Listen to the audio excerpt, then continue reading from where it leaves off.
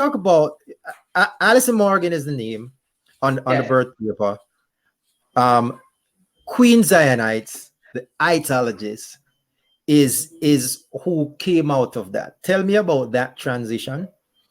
From not that Allison is gone or anything, but tell us about the Right. transition from Allison to Queen Zionites. Well,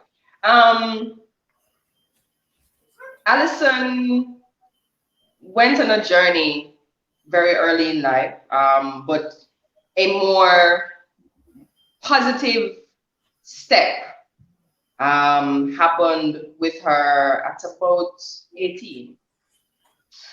And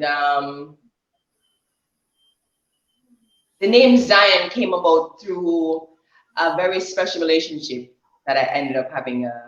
I was gifted a youth out of with her dad. His name is Jesse. Big up Jesse. Anyway, yeah. And big up my daughter anywhere she is. Anywhere she is. Yeah. So Zion came out of that relationship. I wanted a pseudonym for myself. As I was growing, I entered the Rastafari community in a very interesting way. I lived in Standpipe with him, moved out of my mother's space, lived with Standpipe very early, moved in, wanted to experience the freedom and the knowledge that I was gaining, self-knowledge that I was gaining, and wanted to really be able to explore that freely. And he provided me that space and that safe space um, in order to do that. So in our experiences together, he had his own experience, he had his own personal development, and through that, he gifted me the name as I suppose a representation of what it was and what that experience was for him at the time in Zion. So Okay. that's how I got that name. And then it really just plummeted me into a very deep self introspective, trying to find out really what my purpose was here on earth kind of journey. Mm-hmm. So yeah, that's how Zion came about, it That's was so a gift. deep, my girl. Yeah, but That's so that's deep, what it but is. yeah, well, but look at it now though. So let's do this. Yeah. Um, the name, how it came about, now it is. Yes. What? Give me a list of the things that you now have associated with. So I Yes. know. I don't know if there still is, but there was Yes. um the Zionites clothing line. There was Yes. Itology 101. There's internet Yes. radio Itology. So Yes. what else is there? Tell me what has been birthed out of you taking on this new introspection, what that has meant for Many. you, and what you've been able to do with it. Okay. Yeah. Thanks. Many things. Um, Again, I find that I am a creatress, and I find that I tend to really um, act on my callings and on my opportunities when they arise and when they come forward to me, when they come. Um, and so I have many experiences to which and through which I can relate and speak to. Um, so you mentioned the clothing line. The clothing line is there, but it's evolved as I have evolved.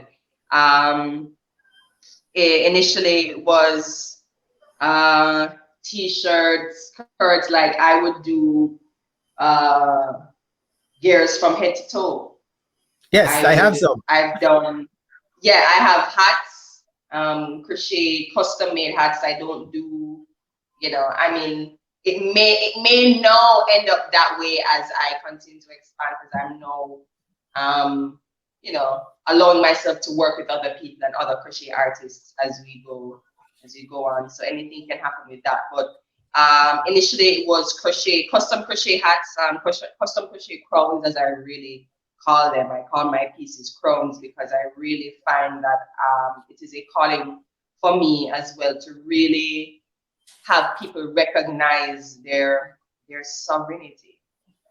It's a gift, it's a birthright, and so I really speak to people in that way, and speak to myself, said speak same way, So we Mhm. have crochet crowns, we have fitness, we have health, we have juice, because of course we started the crowns them, and we recognized that that was just one aspect of the self that still wasn't satisfying. I started the clothing line only because I started on my own journey of wanting to create something for my family. At the time, I had lots. And of course, I know we're this high top, but that's just maybe 2 or 3 years now. So Mhm. for 14 years, give and take, maybe even longer than that, I had lots, Mhm. and so I had to formulate a way to be able to adorn and to cover, protect, you know, decorate myself and my family how we're supposed to look. You know what I mean? Represent. That, And that means yeah, so self-sufficiency, self-sufficiency is the highest sign. So I went and taught myself crochet. And Jennifer big you up there. yeah, big up Jenny, big up. So I went and taught myself crochet, and boom soon, boom bang, one and two other. We start get people that say, yo, what go on for them thing there. And I started to share. So boom soon we started doing custom crochet crowns. Then one day we go so and there one friend space and make some juice, and a friend, you know, start say, yo, you have to sell them juice, so you can't just make them juice and I like you can't, you know, can't do that. You So can't keep it juice to yourself, miss. You feel nah, like so Mr. Irie, make me pre. Never run in, never rush in until an opportunity came. And I said, all right, let me experiment with that. And I stepped forward initially with I Am Smoothies, which really Mhm. took off very, very well, because that was in the prime of um, what they call, and what I know that you really enjoy, the reggae revolution. Yeah.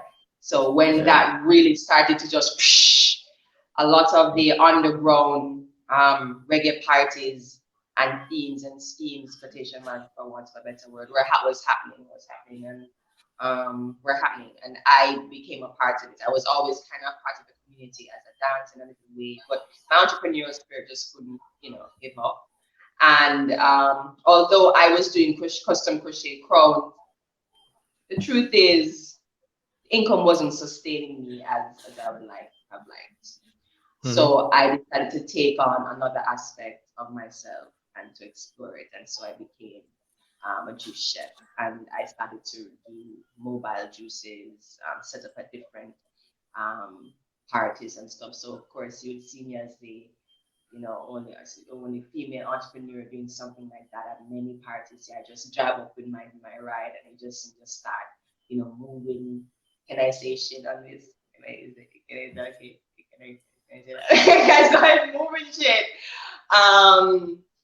So that was a thing, and then that opportunity opened up for me. Fitness. I got the opportunity through that, through dancing, through representing myself as somebody who's bringing the healthy way of life to people through juices and juicing. I started to do bodybuilding and studied to be a personal trainer, and so that now kind of really took me on a serious journey um, to wellness. Mhm. I was always kind of dabbling in it because, again, I was always on my own personal self love journey where I was trying to find myself and trying to figure out stuff and who I was, who I want to be, what was my purpose here, blah blah blah. I had my own things sorting out as a teenager, going into a woman, from that stage of womanhood into this stage of womanhood. I have You're my low. own I think I'm family. losing you. Are you hearing me better now? I mean, you were going in and out there for a minute, but go ahead. Okay, so you know what that means? I have to stay right here. So I have to stay right here. All right, Yes. so yeah. Hey, big up Jason, give thanks. Yes, so yeah. So basically, I went ahead and got myself into my wellness journey. Mm-hmm. And really started to take on healing and had my own serious health scares that really almost forced me to stay on it and stay committed and stay exploring myself and stay, stay authentic and true. It was almost like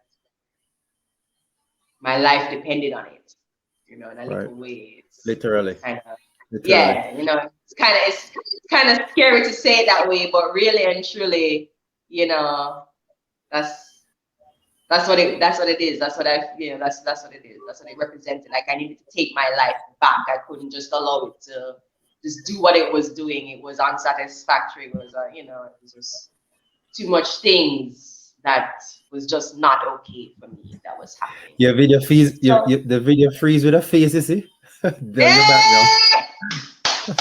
Did